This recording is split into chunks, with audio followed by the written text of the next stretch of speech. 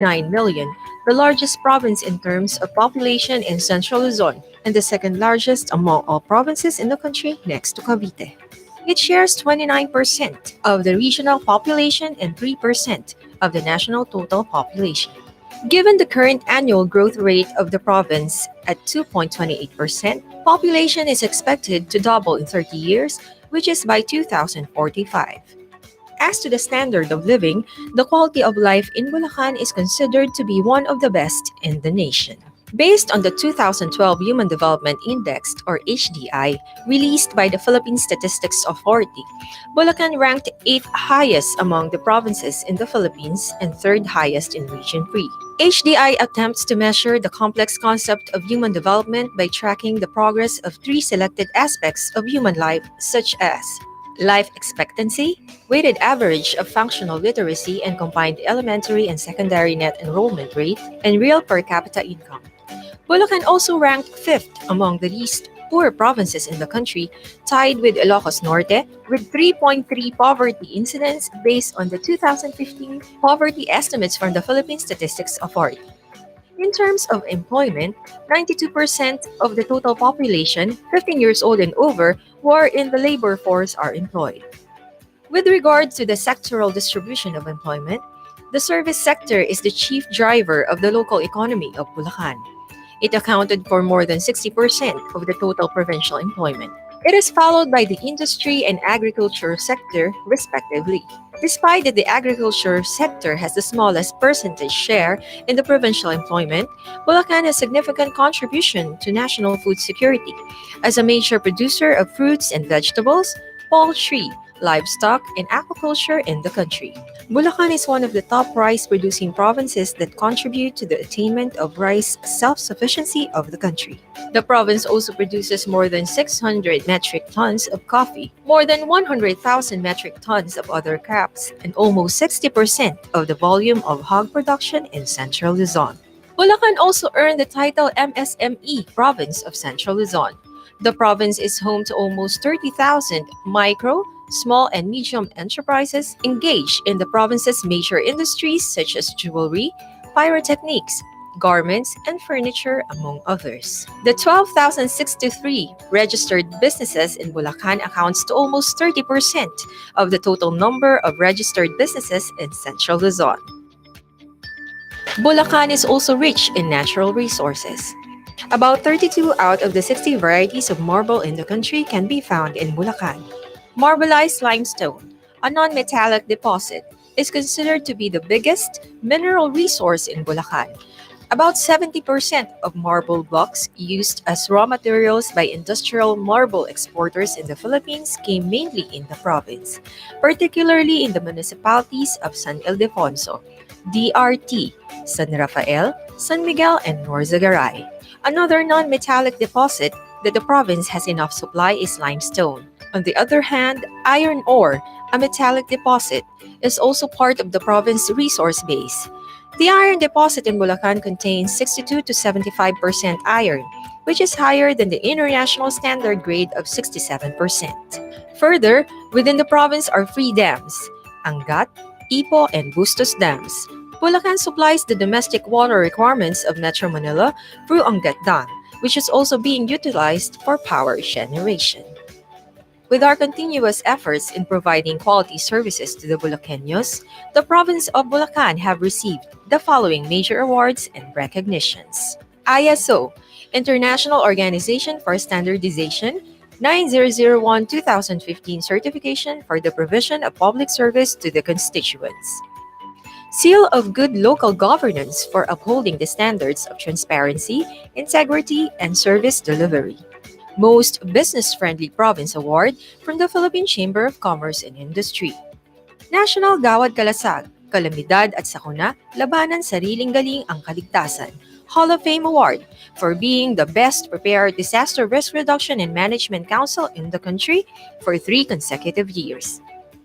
Rice Achiever Hall of Fame Award of the Department of Agriculture for being one of the top rice-producing provinces that contribute to the attainment of rice self-sufficiency of the country.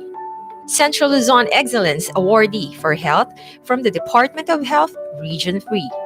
consistent regional outstanding winner in nutrition for its contribution to the improvement of the nutrition situation in Central Luzon. And most PWD-friendly province Hall of Fame Award from Central Luzon Federation of Persons with Disability.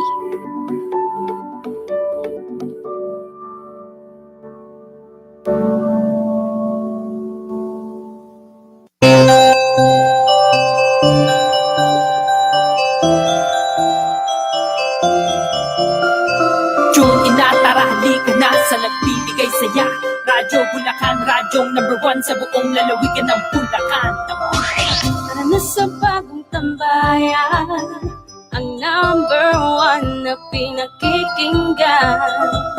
Kung saan trending ang kulitan, kung saan bidang-bida ang buong lalawigan. Kaya tune in na sa nag-iisa, Radyo Bulacan. Kaya tune in na, ipagpida ka, Radyo Bulacan. Ito ang radyo, ito ang radyo, ito ang radyo ng bawat Bulakenyo. Ito ang radyo, ito ang radyo, ito ang radyo ng bawat Bulakenyo. Radyo Bulacan, Radyo Bulacan, ang tunay na #1. Radyo Bulacan, ito ang aking paborito, ang radyo ng bawat Bulakenyo. Sinusubaybayan ng bidang OPM, the best talaga ang RPFM. Kaya tune in na sa nag-iisa, Radyo Bulacan. Kaya tune in na, ipagpida ka, Radyo Bulacan. Ito ang radyo, ito ang radyo, ito ang radyo ng bawat Bulakenyo. Ito ang radyo, ito ang radyo, ito ang radyo ng bawat Bulakenyo. Radyo Bulacan, Radyo Bulacan, ang tunay na #1. Radyo Bulacan. Simpan lang pinakikinggan na mga programa na nangunguna, mga balitang dalay saya, agrikultura at iba pa. Dahil dito bida ka, kahit sino ka, tune in na kahit naglalaba. Kahit na nagbabalot, nagkukulot, nagkakamot, di ka na mababagot. Narinig mo ba sa jeep? Ano daw ang sound trip? Radyo Bulacan ang tweet, ito ang beat. Ito ang radyo, ito ang radyo, ito ang radyo ng bawat Bulakenyo. Ito ang radyo, ito ang radyo ng bawat Bulakenyo. Radyo Bulacan, Radyo Bulacan, ang tunay na #1. Radyo Bulacan, Radyo Bulacan, ang tunay na #1. Radyo Bulacan. 103.9 RBFM Radyo Bulacan. Ang radyo ng bawat Bulakenyo. Pakinggan si Bulacan Governor Willie C. Alvarado sa kanyang programang Ang Lalawigan Ko Ikaw, Lingkod Mo Yako. Gobernador Willie C. Alvarado tuwing Sabado alas 8:30 hanggang alas 9:30 ng umaga. Linggo-linggong pagtalakay sa estado ng lalawigan ng Bulacan. Mga proyekto at programang isinasagawa para sa kapakanan ng bawat Bulakenyo. Lalawigan Ko Ikaw, Lingkod Mo Yako. Gobernador Willie C. Alvarado sa Radyo Bulacan, ang radyo ng bawat Bulakenyo. Sa panahon ng kalamidad, ang Bulacan Provincial Disaster and Risk Reduction Management Office ay nakaantabay sa lahat ng mga pangyayari sa ating lalawigan. Kung may nais po kayong ihingi ng tulong, ang tanggapan ay bukas 24 oras para sa lahat. Tumawag lamang sa numerong 791-0566. Isang paalala mula sa pamahalaang panlalawigan ng Bulacan sa pakikipagtulungan ng Radyo Bulacan, ang radyo ng bawat Bulakenyo. Tayo nang makinig sa mga programa ng pamahalaang panlalawigan. Lunes, Balitang Kapitolyo sa radyo, alas 9:30 hanggang alas 10:30 ng umaga. Martes, Bulacan Rescue, alas 9:30 hanggang alas 10:30 ng umaga. Usapang Hayop, alas 10:30 hanggang alas 11:30 ng umaga. Miyerkules, SP Files, alas 9:30 hanggang alas 10:30 ng umaga. Kwentong Pihakto, alas 10:30 hanggang alas 11:30 ng umaga. Huwebes, Kalingang Bulakenyo, alas 9:30 hanggang alas 10:30 ng umaga. Usapang Co-op at Business, alas 10:30 hanggang alas 11:30 ng umaga. Biyernes, Reseta ni Doc, Usapang Pangkalusugan, alas 9:30 hanggang alas 10:30 ng umaga. Tayo'y Mag-Agri, alas 10:30 hanggang alas 11:30 ng umaga. Dito lamang sa Radyo Bulacan Campus Radio, 103.9 FM.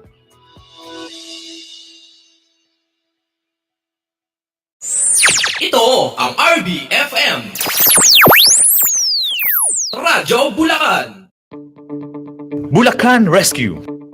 Kahandaan sa kalamidad at sakuna sa lahat ng panahon ang impormasyong hatid ng Bulacan Rescue. Isang oras na pagbibigay kaalaman at usapang pangkaligtasan ang inyong mapapakinggan sa pangunguna ng Provincial Disaster Risk Reduction and Management Office. Sa pamumuno ni Ginang Liz Mongcal, kasama sina Raul Agustin at Renz Hagun. Humanda ng makinig sa programang magbabantay sa kaligtasan ng mga Bulakenyo. Bulacan Rescue.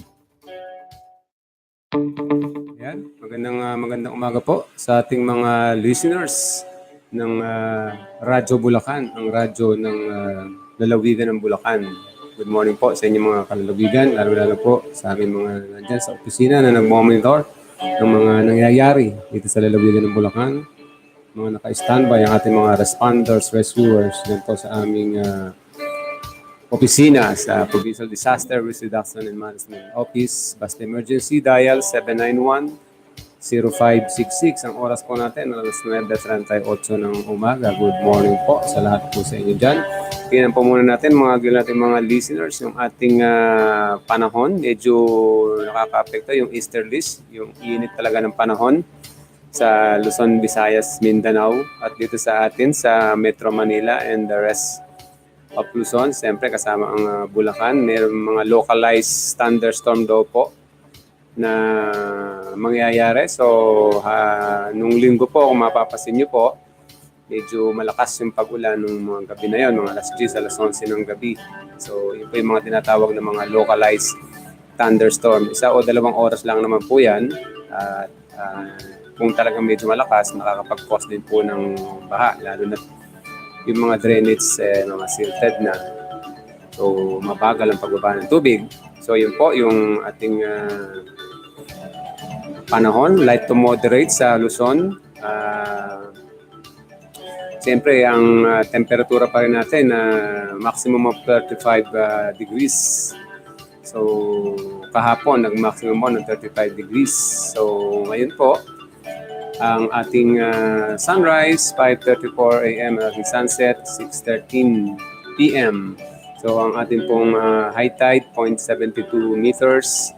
At ang ating pong low tide is 0.5 meters. Mamaya pang alas 11:30 at mag-high tide po din ng alas 10:5 meters. So, yun, mga listeners, ang ating humidity, relative humidity, maximum of 77, minimum of 46. Yun po yung talaga nararamdaman nating init sa ating katawan.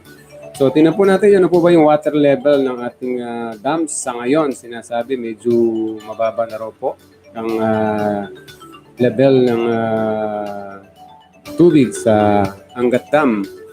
So, ang level po natin sa Angat Dam ngayon, kahapon, Monday, ang level po niya is 179.08.09. Kahapon po yun, of April 29. Sa Angat, 179.09, alas 11 po yan. Sa Ipo, 100.98. Sa Busto, 17.31. So ngayon pong alas 8 a.m. ng April 30, 178.90 ang Angat Dam, 100.98 ang Ipo Dam, at ang Bustos is 17.19. So 0.66 meters yung ating high tide, 2.16 feet katumbas ng sa meters po niyan. So kung mapapansin po natin na nababawas ang tubig sa Angat Dam ng 50 to 20 CMS, cubic meters per second kada araw po yon. So talagang pababa nga po ang level ng waters ng tubig sa Angat Dam, pero makakaya pa naman po na mag-sustain sa ating irigasyon dito sa lalawigan ng Bulacan, at siyempre makakapag-sustain pa rin dyan sa Metro Manila, dahil sinasabi nga po natin na 97% na tubig ay nanggagaling sa Angat Dam sa kinukuha ng Metro Manila ng kanilang mga stakeholders, MWSS, Maynilad at Manila Water. At dito nga po si NWRB. So sila po yung nangasiwa din sa pag-release ng mga tubig, lalo-lalo na po sa mga irigasyon. At dito nga po sa lalawigan ng Bulacan na makapagbigay pa naman daw po sila, magbabawas lang ng bahagya, makapagbigay pa naman po sila dito sa atin sa mga magsasaka. Hindi po kagaya sa ibang lugar, talagang walang pinagkukunang tubig yung mga magsasaka nila. Kaya nga po nagkakaroon ng mga tagtuyot sa ibang lugar. Dito po sa atin, meron po tayong inaasahan ng mga dams na magbibigay kahit paanong tulong sa mga magsasaka ng tubig. At lalo nga po ngayon, madalang na mag-uulan pa dahil sinasabi nga po na El Nino po. El Nino ngayon. So, may mga kaakibat din na kasunod yan. Pag sinabing El Nino, ibig sabihin may susunod na La Nina. So, si La Nina, siya po yung kabaligtaran ni El Nino. Yan. Talagang ibig sabihin ng La Nina, mga pag-ulan naman, sana nga wala, mga pagbaha, sana nga wala. Pero kaya po tayo naghahanda, lalo-lalo sa ating mga responders. Floods po yung pinaka dito sa atin sa lalawigan ng Bulacan at sa buong Central Luzon. So, floods po yung pinaka talagang mga apekto dito sa atin. Lalo na pagdating ng August, September, or July, August, September, pagdating ng National Disaster Resilient Month ng July. So, doon po nagsisimula, pag pumasok yun, doon po nagsisimula yung mga pag-ulan na mararanasan natin. At sinasabi nga po ng mga eksperto na sana nga po walang mga gano'n na sinasabi lang baka maulit yung mga pagbaha. Pero pray pa rin po tayo dahil ito po napipredict natin, hindi po gaya ng lindol. Si flood, si bagyo na kikita po natin yan kung anong oras ba sa darating, anong araw, gabi ba o araw.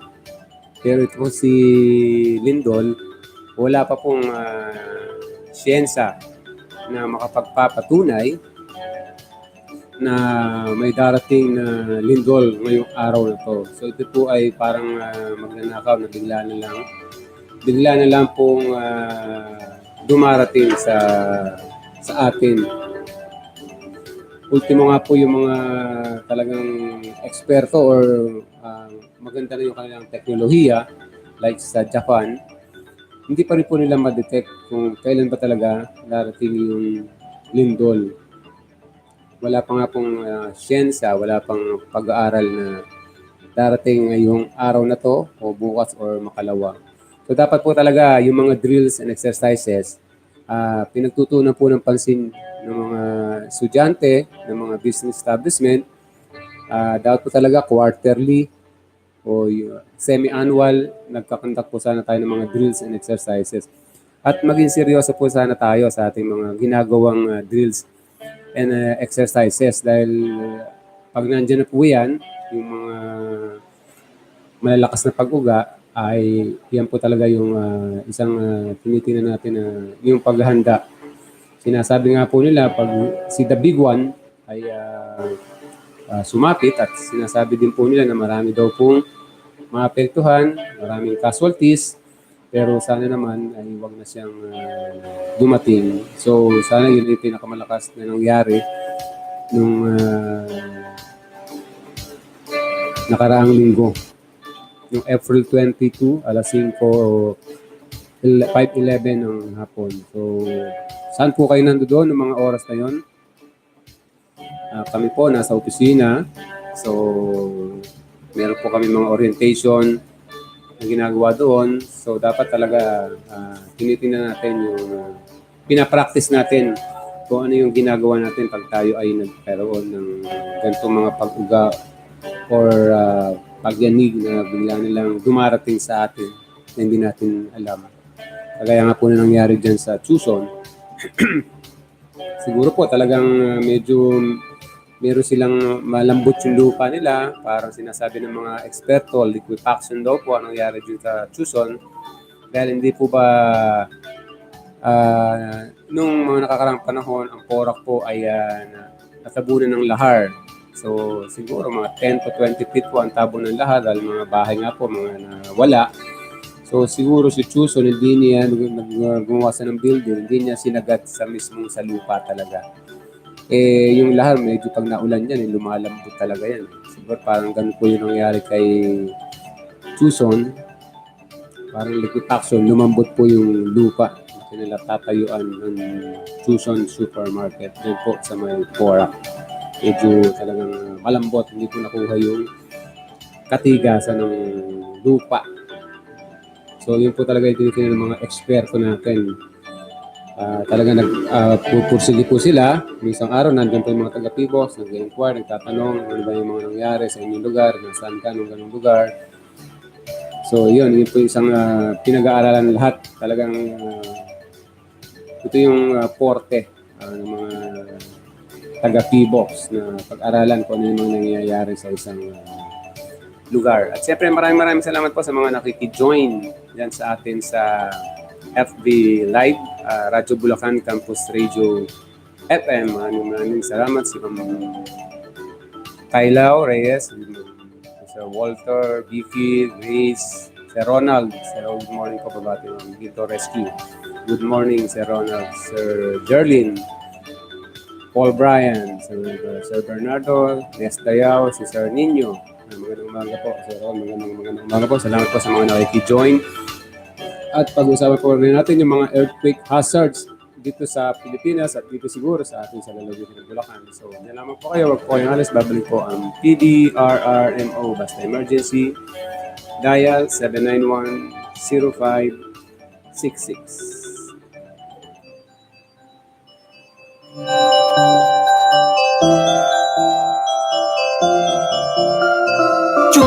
Tara, halika na sa nagbibigay saya.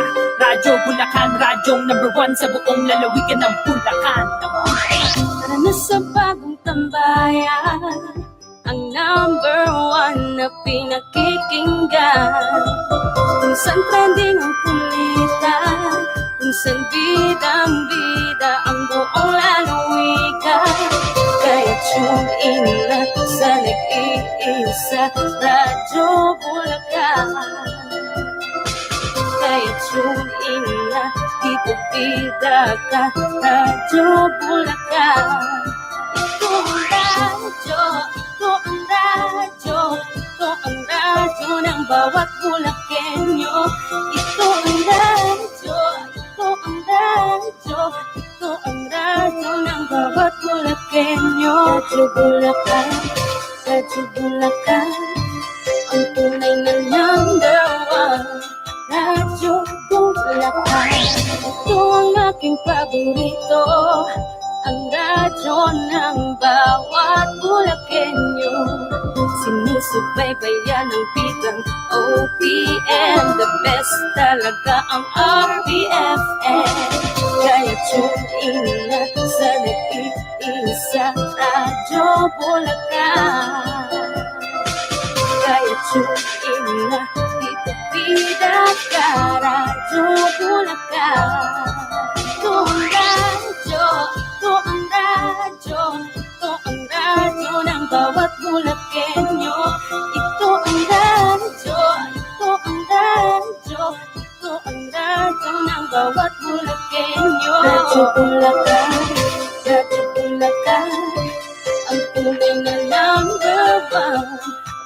Radyo Bulacan. Simpan lang pinakikinggan na mga programa na nangunguna, mga balitang dala isaya, agrikultura at iba pa. Dahil dito bida ka, kahit sino ka, tune ina, kahit naglalaba, kahit na nagbabalot, nagkukulot, nagkakamot, di ka na mababagot. Narinig mo ba sa G? Ano daw ang sound trip? Radyo Bulacan ang tweet, ito ang beat, ito ang radyo. Ito ang radyo. Ito ang radyo ng bawat Bulakenyo. Ito ang radyo. Ito ang radyo. Radyo Bulacan. Radyo Bulacan. Ang tunay na number one. Radyo Bulacan. Radyo Bulacan. Ang tunay na number one. Radyo Bulacan.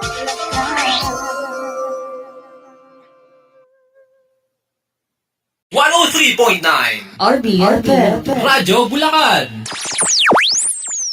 Ang radyo Ng bawat Bulakenyo. Pakinggan si Bulacan Governor Willie C. Alvarado sa kanyang programang Ang Lalawigan Ko Ikaw, Lingkod Mo Ako, Gobernador Willie C. Alvarado, tuwing Sabado alas 8:30 hanggang alas 9:30 ng umaga. Linggo-linggong pagtalakay sa estado ng lalawigan ng Bulacan, mga proyekto at programang isinasagawa para sa kapakanan ng bawat Bulakenyo. Lalawigan Ko Ikaw, Lingkod Mo Ako, Gobernador Willie C. Alvarado sa Radyo Bulacan, ang radyo ng bawat Bulakenyo. Sa panahon ng kalamidad, ang Bulacan Provincial Disaster and Risk Reduction Management Office ay nakaantabay sa lahat ng mga pangyayari sa ating lalawigan. Kung may nais po kayong ihingi ng tulong, ang tanggapan ay bukas 24 oras para sa lahat. Tumawag lamang sa numerong 791-0566. Isang paalala mula sa pamahalaang panlalawigan ng Bulacan sa pakikipagtulungan ng Radyo Bulacan, ang radyo ng bawat Bulakenyo. Tayo nang makinig sa mga programa ng pamahalaang panlalawigan. Lunes, Balitang Kapitolyo sa Radyo, alas 9:30 hanggang alas 10:30 ng umaga.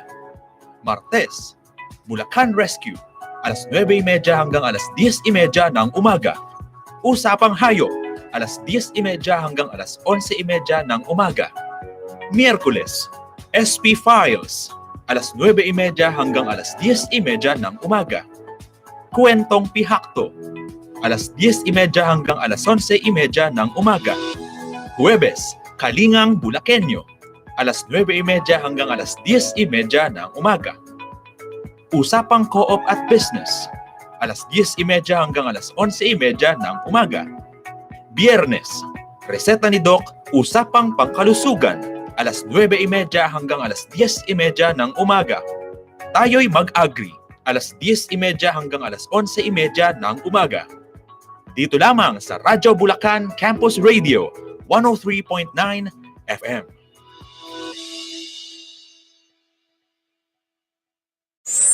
Ito ang RBFM Radyo Bulacan. Bote Mo, Kaligtasan Ko. Ang Bote Mo, Kaligtasan Ko ay buong taong programa ng Provincial Disaster Risk Reduction and Management Office. Magdala lamang ng dalawang 1.5 liters na empty bottle sa kanilang tanggapan katumbas ng isang coupon at may chance na kayong manalo sa quarterly draw. Ang mga mananalo ay tatanggap ng life vest, first aid kit, flashlight, 3-in-1 ballpen, at marami pang ibang kit pang kaligtasan. Bawas kalat na, nanalo ka pa! Sali na sa Bote Mo, Kaligtasan Ko. Bulacan Rescue. Kahandaan sa kalamidad at sakuna sa lahat ng panahon ang impormasyong hatid ng Bulacan Rescue. Isang oras na pagbibigay kaalaman at usapang pangkaligtasan ang inyong mapapakinggan sa pangunguna ng Provincial Disaster Risk Reduction and Management Office. Sa pamumuno ni Ginang Liz Mongcal, kasama sina Raul Agustin at Reza Hagun. Humanda ng makinig sa programang magbabantay sa kaligtasan ng mga Bulakenyo. Bulacan Rescue. Ayan, good morning po muli sa ating mga listeners ng Radyo Bulacan, ang radyo na lalawigan ng Bulacan. So nagpalabas po ng primer ang Philippine Institute of Volcanology and Seismology. So At 5:11 p.m. on April 22, Monday, a moderate earthquake hit magnitude 6.1 the provinces of Zambales, Pampanga, and the vicinity and paligid po nito. So the epicenter is located 18 kilometers east of Castillejo, Zambales on a mountainous area, depth of 10 kilometers. So small magnitude earthquakes followed afterwards. And as of 8 a.m. on April 23, po naka 421 aftershocks daw po ang na-record ng PBOX. So imagine niyo po yung 421, hindi na po natin naramdaman yung 420. Yung 1 lang po ng 511 na nararamdaman natin na medyo talagang malakas at nakakahilo. Ito po ay na-record daw po sa kanilang mga seismic monitoring network. So base po sa kanilang mga preliminary intensity reports, the strongest ground shaking was felt at PBOX Earthquake Intensity Scale, PEIS, Intensity 6, very strong in San Marcelino, in Subic, in Zambales, Olongapo City, Florida Blanca, Lubao, Porac, in Angeles City, in Pampanga.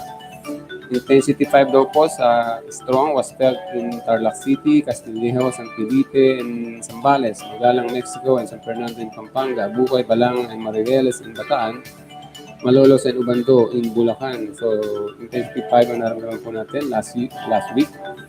Indang, Cavite, Lipa City, Batangas, Makati City, Mandaluyong City, Manila, Quezon City, Pasay City, San Juan, Taguig City, and Valenzuela. Intensity 4, moderate storm, was felt in Meycauayan, Plaridel, and San Del Monte City in Bulacan. San Rafael in Tarlac, Rosales, Villasis in Pangasinan, Itogon, La Trinidad, Benguet. And a weak, intensity 3 weak was felt in Marilao, in Bulacan, Santo Domingo, Gapan, Talavera, Nuevesia, Quirino, Dingalan, Aurora, Lokban, Quezon, Muntinlupa, Laguna, Santa Cruz. Intensity 2 po, slight was felt in Baler, Aurora. Naranasan din po pala ng Baler ang intensity 2. So, how large have the large to moderate magnitude earthquakes affected in Central Luzon in the past? At least 18 onshore moderate earthquakes occurred in the vicinity of Zambales and in Pampanga in the past. Earthquake ranging from mga karang taon, nag-ranging po yung mga naramdamang earthquake, 5.1 to 5.8 maximum, intensity 6. Ground shaking was generated in June from 1928 to 1993 based on CC report and PBOX earthquake catalog. After the eruption of Mount Pinatubo in 1991, moderate sized earthquakes occurred as a result of the vicinity of the activity of volcano. Why the earthquake occurs in Central Luzon? So Central Luzon, which includes Zambales and Pampanga, is one of the seismically active areas in the country because of the Philippine Fault. So meron po tayong tinatawag na Philippine Fault, meron po tayong tinatawag na Iba Fault, East Zambales Fault, and Manila Trends. Ito po yung Manila Trends, ito po yung sinasabi ng the big one, which are the main earthquake generators that can affect the area. In addition, there are other nearby local faults which may be covered by the recent deposits and may be sources of small to moderate magnitude earthquakes. So may mga malilit pa rin na mga awang or nangyayaring pagwa sa ilalim ng lupa. Ito po ay hindi na rin nadidetect ng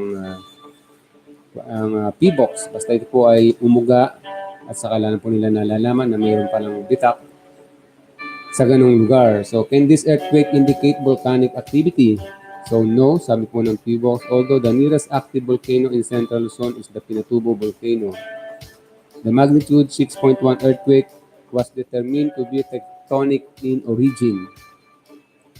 However, as part of PBOX DOST monitoring procedures for moderate to large earthquakes occurring near active volcanoes, the institute will closely monitor earthquake events in relation to any activity that may be associated to Pinatubo volcano. Tinitingnan po nila yung kalalagayan ng Mount Pinatubo. Ito po ay magigising na muli. So kung mapapansin po natin, nagkaroon po ng 1990 earthquake sa Luzon, tapos nagkaroon po ng 1991 Pinatubo, ang pagputok po ng Mount Pinatubo noong 1991. Aside from strong Ground shaking, what other seismic hazards are life-threatening? Landslide, rock falls, and other types of mass movements may occur in mountainous or hilly areas. Liquefaction, kagaya po nang nangyayari dyan sa Chuson, sa Porac, manifested by sand boils or lateral spread, may affect low-lying, water-saturated, sandy lahar areas near the banks of the river. So, yun nga po yung nasabi natin kanina na si Chuson, nagtayo po sila, medyo malambot po yung lupa, yung lahar na tingnan nila, na hindi nila agad isinagad yung 20 feet, dapat 20 feet isinagad nila. So, can this recent earthquake even trigger a destructive tsunami? Sinasabi ng T-Box, no. The magnitude of the earthquake is not big enough to generate a destructive tsunami. Also, the epicenter of the earthquake is inland. The tsunami threat for Zambales and Pampanga would come from the movement of the Manila Trench, located west of the province. What should be done by the affected communities? People are reminded to be cautious of structures visibly weakened or with signs of damage by the 22 April 2019 earthquake. This may be further damaged by aftershocks. In case of houses and other buildings will be visible damage, it is best to contact the municipal or city engineer office for advice to check all the buildings na naapektuhan po nitong April 22 earthquake. Slopes should be checked for tension, insufficient cracks that may have resulted from the strong ground shaking. Tension cracks may render slopes more susceptible to landslide. These areas should be avoided. The best of action is preparedness. In case of another felt earthquake, it is recommended that people protect themselves by doing the drop or duck, cover, and hold. In homes and in offices, heavy furniture should be strapped to the walls and appliances be secured to prevent them from toppling and causing injuries to the person. So, what is the role? Ano po ba yung role ng P-Box?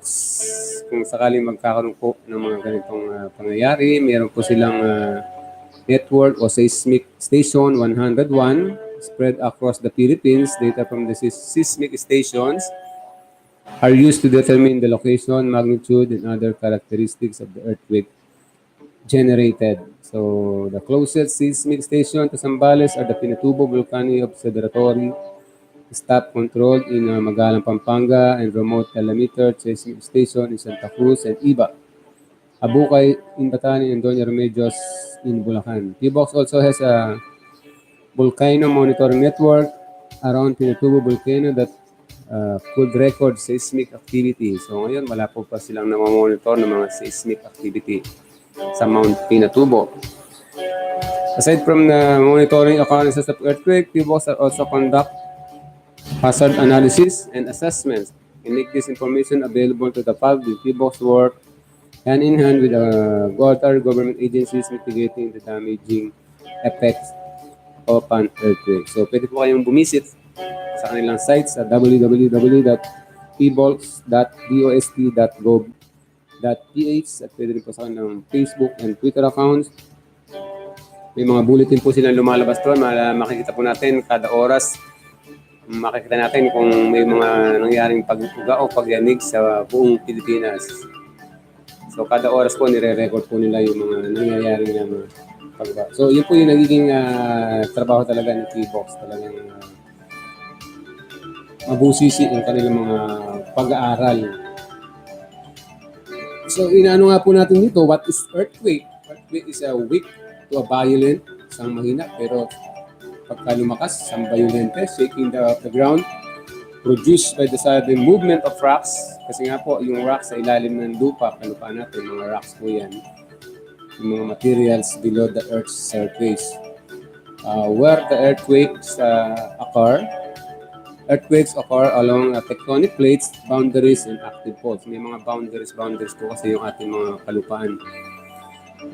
Kung makikita natin sa mapa ng T-Box, nandito po lahat, nakita natin yung mga boundaries. What is a fault? Fault is a break fracture, fissure, or zone of weakness where movements or displacement have occurred or may occur again. It may extend hundreds of kilometers across the Earth's surface and tens of kilometers downward. Yun yung nga po, napaka 100 kilometers, tens of kilometers downward. Talagang yung fault, malawak po yung fault na sinasabi nila.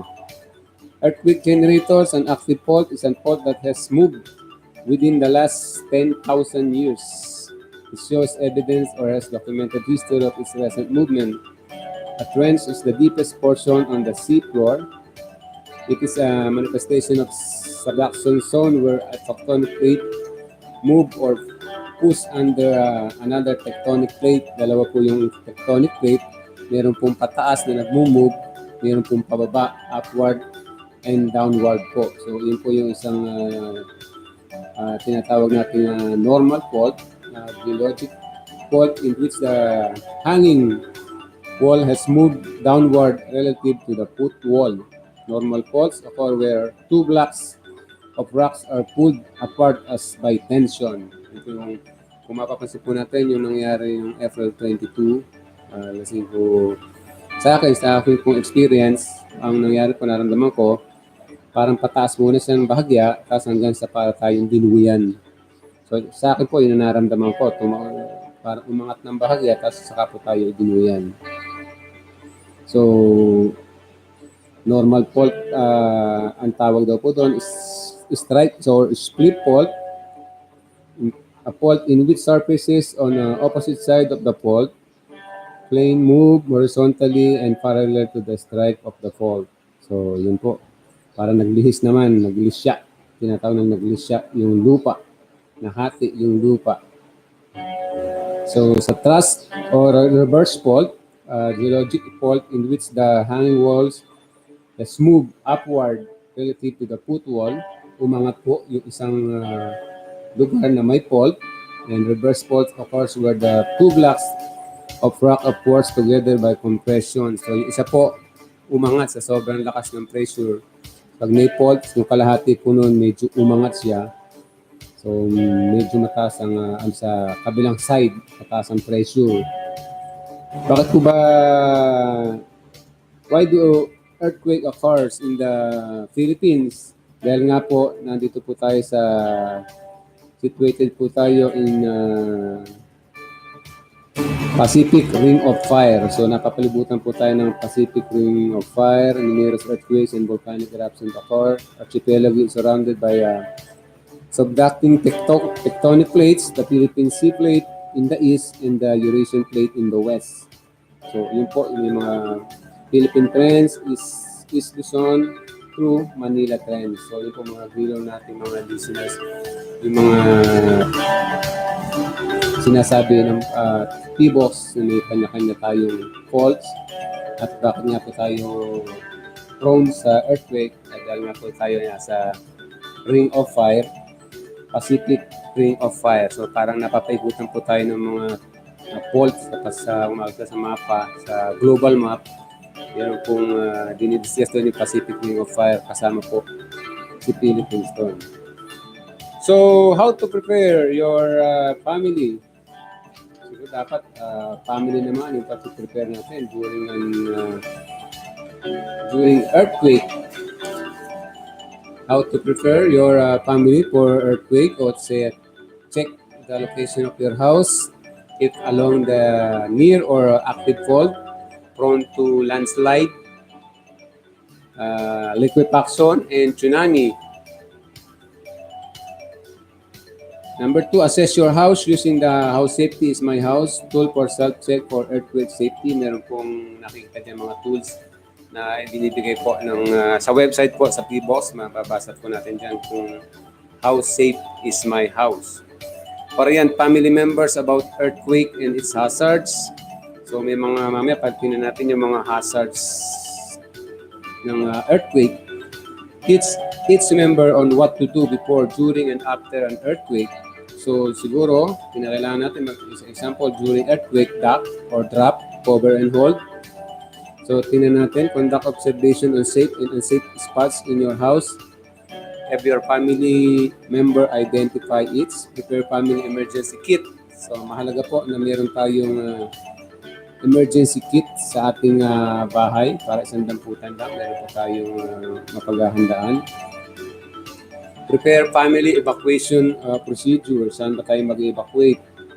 Kung halimbawa na sa labas po tayo ng bahay, nangyari, so dapat kahit note iwan natin or mag-usap-usap ang pamilya kung saan tayo talaga dapat mag-evacuate kung sakali meron ng ganyan mga pagyanig na malakas. So, ang ina-advise, nung nag-drill po kami, dam break drill and earthquake drill, yung sports complex po yung ginawa namin tent city ng aming mga drills ng mga nakakaraang mga taon. So, familiarize your family with a community earthquake evacuation plan. So, kung may evacuation plan si barangay, so siguro i-check natin kung ano yung evacuation plan ni barangay. Kung wala naman, dapat lahat ng barangay gumawa ng evacuation plan sa kanilang lugar kung saan ba talaga pwedeng mag-evacuate yung kanilang mamamayan. Mamaya sa community naman tayo, ito for family. Walk through the evacuation route going to the designated evacuation area. Open site, open space po ito. Hindi po tayo dapat bumugar sa isang building or mapuno. Dapat open talaga siya kasi hindi natin alam, baka bumagsak sa paligid natin yung nangyayari mga pag-uga.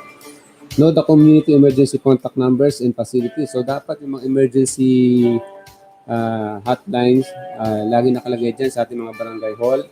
Yung aming emergency hotline, 791-0566. So, regularly conduct earthquake drill. So, dapat po magkakaroon tayo ng regular sa family natin, regular drill ang dapat natin ginagawa.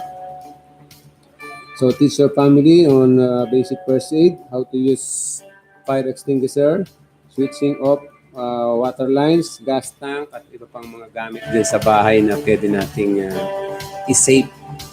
At yun nga, kung alis na po tayo ng bahay, maglalagay na tayo sa pintuan ng bahay natin na ako ay naririto sa ganoong lugar para madali po kayo mapuntahan ng inyong pamilya. So, tinignan natin ano po ba yung laman ng emergency kit, yung nasa loob ng emergency kit natin within 3 days or 72 hours na waterproof po, safe place, lagay sa safe place or easy to find.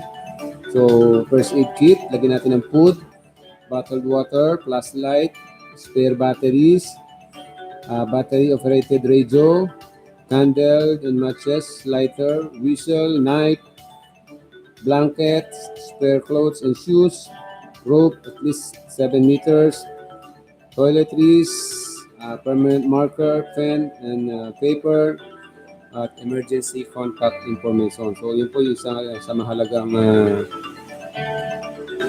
ilagay natin sa ating emergency supply or emergency kit. So, yan po yung para sa family, how to prepare family or during earthquake. So, how to prepare your community for earthquake. So, kailangan meron po tayong pagpaplano sa ating community. Form a disaster risk reduction management committee. Meron na po bang committee yung mga barangay natin dyan sa ating mga nanunungkulang kapitan? Dapat meron na tayong committee na naka-assign dyan. If already existing, activate your DRRNC.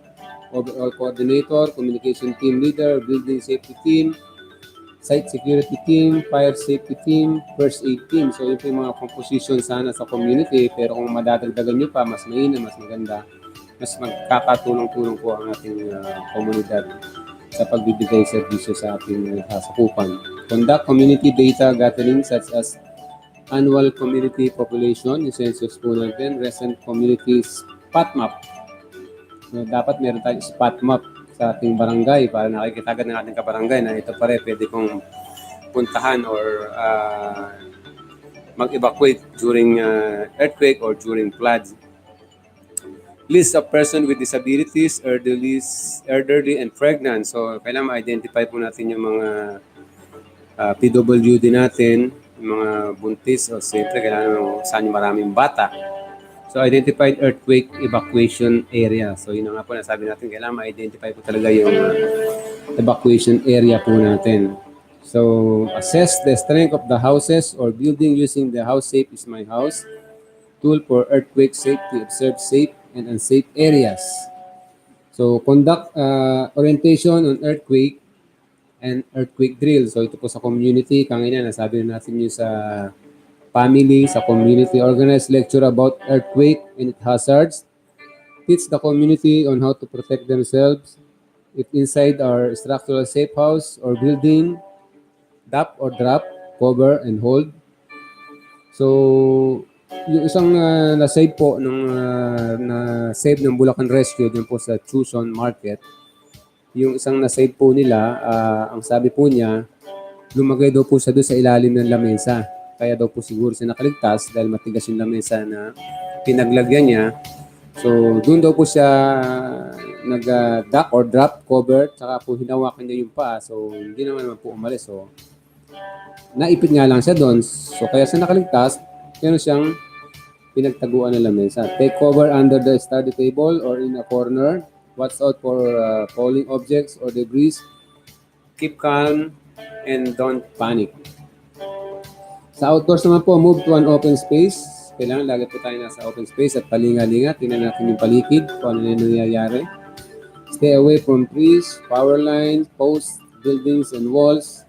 Tingnan po natin yung ating mga linya ng kuryente, yung mga poste, baka po sa ating bumagsak kung nasa labas naman po tayo ng bahay. Move away from slip slopes, yung medyo matarik na slopes. Minsan may bababa pong mga bato-bato dyan. Hindi po natin alam gaano kalaki yung bato na bababa. Conduct inventory of available resources, facilities that can be utilized during emergency. Inform the community to prepare an emergency supply kit. Kung papasin natin na sabi natin kung ano yung mga nilalaman ng emergency supply kit natin. May provision for person with disabilities, elderly, and pregnant. Accessible pathways assigned marshal. So, dapat may mga marshal pa rin pala tayo dito sa ating mga komunidad, sa ating mga purok leader. Pwede kayo magtas sa ating mga purok leaders kung ano yung mga dapat gawin. Pag nasa building naman po tayo, prepare building evacuation procedures or plan. Plan second option to evacuate the building using the available exits. Mark all possible emergency exits in the building. So, dapat tingnan natin yung building, tingnan natin kung saan tayo. Ako po, personally, pagka ako pumunta sa isang building na malaki or mataas siya, ang hinahanap ko po agad yung exit. Kung sakali, alam na po natin kung saan po tayo mag-exit, kung ano po yung mangyayari na pumasok tayo sa isang building. Kaya dapat familiarization po ang tinatawag doon. So, dapat yun agad yung ating hahanapin. Fire exit, kung sakali fire exit or kasi po pagka may mga ground shaking hindi po ina-advise na mag elevator po tayo. So in evacuation area, use all available open area, consider the number of occupants in each house or buildings, daytime or nighttime. Designate a specific open area for each household building. Determine if there are sufficient open area for all. Set a buffer zone from the house or building. So ito nga po sinasabi natin, conduct an earthquake drill. Alarm, phase 1. Alarm indicates an earthquake or shaking. 2. Response. While the alarm is ongoing, duck or drop, cover and hold, remain in this position until the shaking stops. 3. Evacuation. As soon as the shaking stops, immediately evacuate and proceed to identified evacuation areas using the predetermined routes. Inside the building, take the safest and fastest way out. Be prepared for aftershocks. So, kung mapansin po natin, nasabi natin kanina, 421 aftershocks. Yung nararamdaman po ng mga taga-PBOX sa kanilang mga monitoring tools, mga intensity meter or intensity scale tools. So yun po mga natin mga listeners, natin mga advice, mga plans sa community at plans sa family. earthquake disaster preparedness and drill. So ano po ba yung mga earthquake hazards na pwede nating maranasan dito po sa buong Pilipinas? So meron po tayong tinatawag na ground rupture, yung deformation of the ground that marks the intersection of fault with the earth's surface. Yun po yung nahahati po yung lupa. Pag yung bahay niyo po ay nandun po sa nahating lupa, magiging dalawa din po yung bahay niyo. Magigiba po yung kalahati. Minsan magbabago ng direksyon. Minsan mapupunta sa kanan o kaliwa ang inyong kainan o CR. Parang gano'n. Ito yung mga ground rupture. Sa ground shaking naman po, yun nga po yung disrupted up, down, in the sideways vibration of the ground during an earthquake effects or collapse structure may consequently cause hazards such as liquefaction and landslide. Nangyayari po sa Tucson, yung liquefaction, yung sa ground shaking. Yung po sinasabing liquefaction po nga po yung mga malalambot na lupa na pinagtatayuan po ng bahay.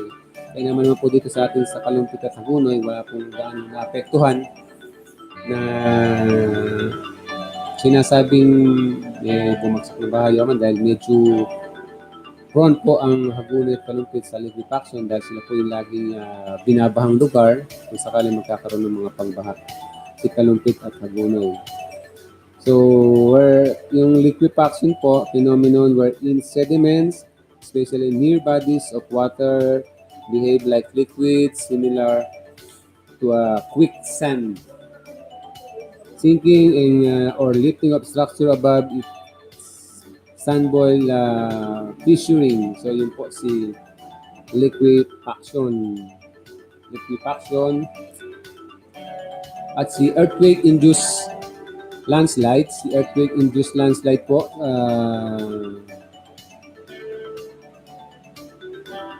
downslope movement of rock, soil, and other debris commonly triggered by strong shaking. Nangyari po dito sa may Sambales, yung mga aita po natin na naramdaman po nila yung taas.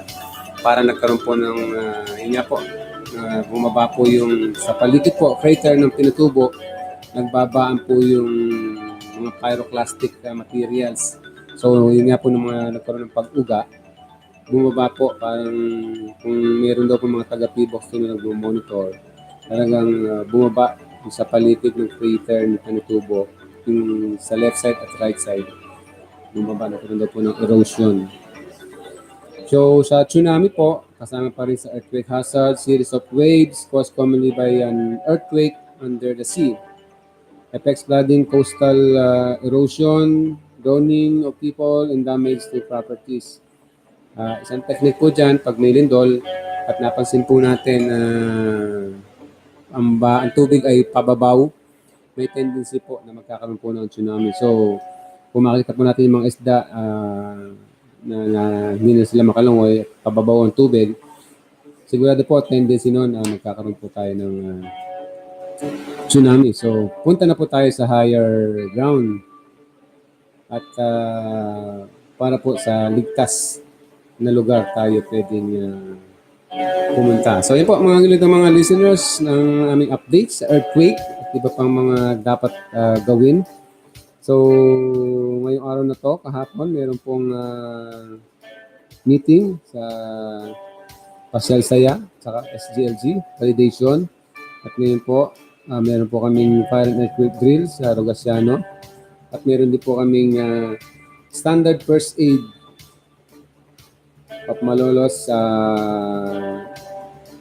isang 4 na araw din po yan. Nagsimula po ngayon, Tuesday hanggang Friday po. So yun po yung aming mga activity spot, City of Malolos, CDRRMO. Ayan. So nagkaroon po ng UNTV Port Rescue Summit noong April 27, 28. At meron po kaming standby medic for Clearwater Park and Resort. So yun po. Tapos bukas, holiday po tayo. Pero meron po rin po kaming standard first aid training. Simula po ngayon yan hanggang Friday. At meron din po kaming first aid work for Jaguar, Mikawayan. Saturday, May 4. At May 5, meron po kaming standby medic for Clearwater Park and Resort, 8 to 5 p.m.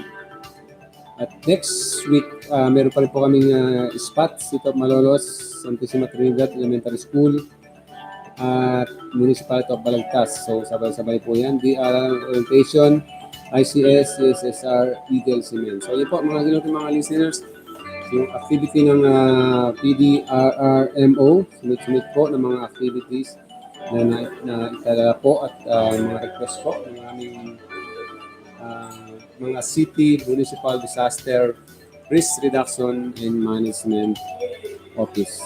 So, siyempre maraming salamat. Ang oras po natin, 10:27, 3 minutes na lang. Maraming salamat po sa ating Pulong Lalawigan, Wilhelmino MC Alvarado, aming Vice Governor Daniel R. Fernando, at aming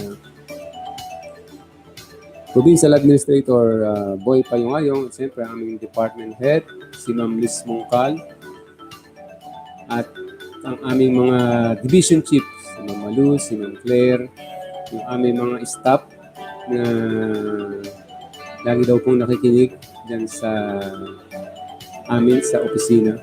So, magandang umaga po sa inyo lahat at good morning po. Ang inyong pong lingkod, Raul Agustin po ng PDRRMO. Basta emergency dial 791-0566. Good morning po sa inyo lahat.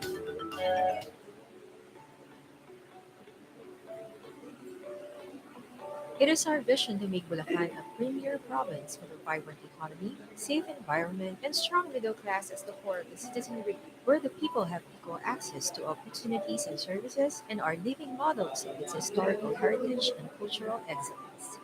Anchored to this vision is the present administration's 7-point development agenda that focuses on health, education, livelihood, peace and order, environment, history and culture, and transparent governance. Bulacan is one of the 81 provinces in the Philippines and among 7 provinces in Region 3.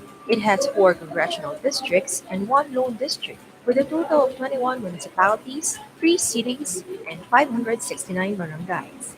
In terms of land area, Bulacan is 47th among all provinces in the country, with 2,783.69 square kilometers, which represents almost 13% of the total land area of Central Luzon. The biggest municipality in Bulacan is Doña Remedios Trinidad, covering almost 34% of the province land area. Bulacan is one of the few provinces in the Philippines that greatly benefits from its geographic location. It boasts of its strategic location, wherein it lies equidistant with the northern and southern parts of Luzon. At the same time, it is proximate and accessible to the National Capital Region or Metro Manila, where most of the development impulses originate. Dubbed as the gateway to the north, Bulacan links Metro Manila to the resource-rich provinces of Central and Northern Luzon. The province's accessibility to major airports of the Philippines, namely Naiya, Clark, Zubik, as well as piers and extensive road networks, provides logistical advantage to investors. As of the 2015 census, Bulacan registered a total population of 3.29 million, the largest province in terms of population in Central Luzon, and the second largest among all provinces in the country next to Cavite. It shares 29% of the regional population and 3% of the national total population.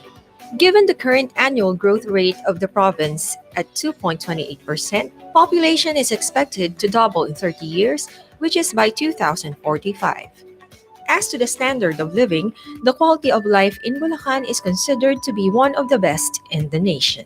Based on the 2012 Human Development Index, or HDI, released by the Philippine Statistics Authority, Bulacan ranked 8th highest among the provinces in the Philippines and 3rd highest in Region 3.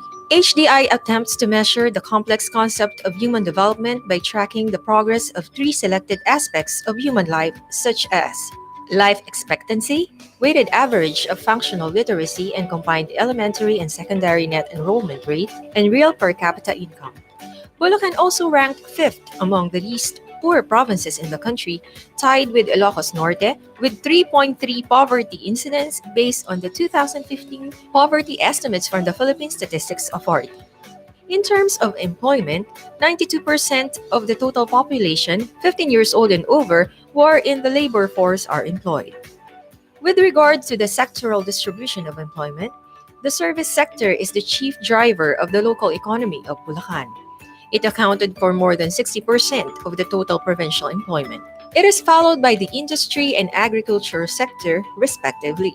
Despite that the agriculture sector has the smallest percentage share in the provincial employment, Bulacan has significant contribution to national food security as a major producer of fruits and vegetables, poultry, livestock, and aquaculture in the country. Bulacan is one of the top rice-producing provinces that contribute to the attainment of rice self-sufficiency of the country.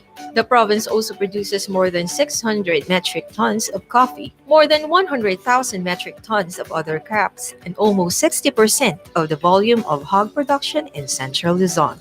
Bulacan also earned the title MSME Province of Central Luzon. The province is home to almost 30,000 micro, small, and medium enterprises engaged in the province's major industries such as jewelry, pyrotechnics, garments, and furniture, among others. The 12,063 registered businesses in Bulacan accounts to almost 30% of the total number of registered businesses in Central Luzon. Bulacan is also rich in natural resources. About 32 out of the 60 varieties of marble in the country can be found in Bulacan. Marbleized limestone, a non-metallic deposit, is considered to be the biggest mineral resource in Bulacan. About 70% of marble blocks used as raw materials by industrial marble exporters in the Philippines came mainly in the province, particularly in the municipalities of San Ildefonso, DRT, San Rafael, San Miguel, and Norzagaray. Another non-metallic deposit that the province has enough supply is limestone. On the other hand, iron ore, a metallic deposit, is also part of the province resource base. The iron deposit in Bulacan contains 62 to 75% iron, which is higher than the international standard grade of 67%. Further, within the province are 3 dams, Angat, Ipo, and Bustos dams. Bulacan supplies the domestic water requirements of Metro Manila through Angat Dam, which is also being utilized for power generation. With our continuous efforts in providing quality services to the Bulaqueños, the province of Bulacan have received the following major awards and recognitions. ISO, International Organization for Standardization, 9001-2015 certification for the provision of public service to the constituents. Seal of Good Local Governance for upholding the standards of transparency, integrity, and service delivery. Most Business-Friendly Province Award from the Philippine Chamber of Commerce and Industry. National Gawad Kalasag, Kalamidad at Sakuna, Labanan Sariling Galing ang Kaligtasan. Hall of Fame Award for being the best prepared Disaster Risk Reduction and Management Council in the country for 3 consecutive years. Rice Achiever Hall of Fame Award of the Department of Agriculture for being one of the top rice-producing provinces that contribute to the attainment of rice self-sufficiency of the country. Central Luzon Excellence Awardee for Health from the Department of Health, Region 3. Consistent Regional Outstanding Winner in Nutrition for its contribution to the improvement of the nutrition situation in Central Luzon. And Most PWD-Friendly Province Hall of Fame Award from Central Luzon Federation of Persons with Disability.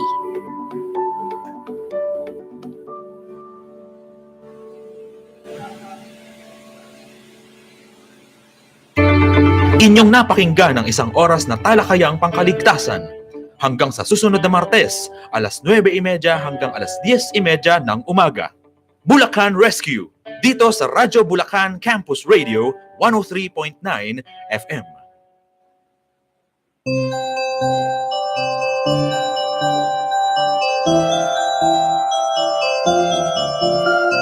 Tune ina, tara, halika na sa nagbibigay saya. Radyo Bulacan, radyong #1 sa buong lalawigan ng Bulacan. Tara na sa bagong tambayan, ang #1 na pinakikinggan. Kung saan trending ang kulitan, kung saan bidang-bida ang buong